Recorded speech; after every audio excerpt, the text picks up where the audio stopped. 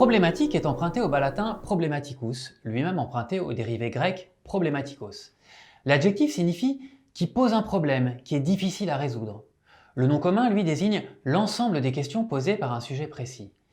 Il nous ramène quelques années en arrière lorsqu'il s'agissait de trouver une problématique pour introduire sa dissertation. Ce qui est intéressant dans l'acception moderne de problématique, c'est qu'elle semble bien davantage fermer le débat que l'ouvrir, puisque le mot a pris peu à peu le sens de douteux, voire sulfureux.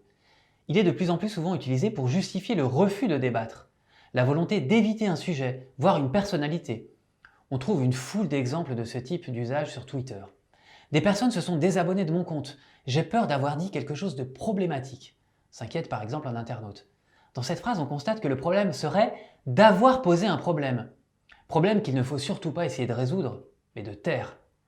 Pour justifier la disparition de nègre du titre Les 10 petits nègres en français, remplacé par Ils étaient 10, on a parlé à plusieurs reprises de mots problématiques. Un mot problématique serait donc, au sens moderne du terme, un mot qui doit disparaître.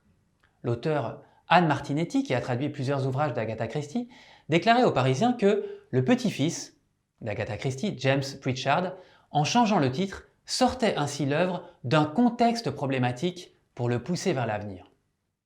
Plus récemment, c'est un passage du spectacle de l'humoriste Norman, qui a été jugé problématique par de nombreux internautes.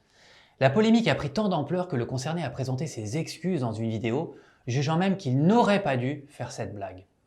Concernant les changements de nom de rue voulus par Macron pour garantir plus de diversité, le site 20 minutes s'interrogeait. Cette insertion de nouveaux noms, n'est-ce pas aussi pour éviter les débats sur le déboulonnage de noms devenus problématiques?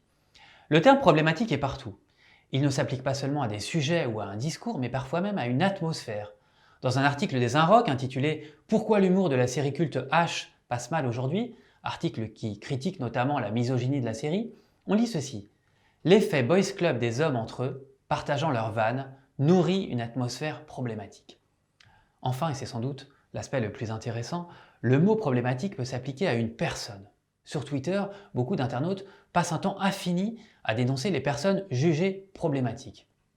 Le site Terra Femina titrait l'année dernière « Cancel culture, faut-il boycotter les artistes problématiques ?» sous-entendant que de tels artistes devaient être réduits au silence. Une personnalité problématique serait donc une personnalité qu'il faut rayer du paysage médiatique. Il n'est pas anodin de voir qu'en quelques années, le mot problématique, qui ouvrait des perspectives fécondes de débat, est devenu un mot qui valide sa fermeture, nette et définitive. Mais comme on l'a vu récemment avec les propos de Geoffroy de la Gannerie qui déclarait sur France Inter « Le but de la gauche, c'est de produire des fractures, je suis contre le paradigme du débat et je l'assume », de plus en plus d'intellectuels revendiquent cette fermeture du débat. Et des personnalités jugées problématiques se voient interdire l'entrée des universités où elles étaient précisément invitées pour débattre. Mais à cela, ceux qui voient des choses problématiques partout ne semblent voir aucun problème.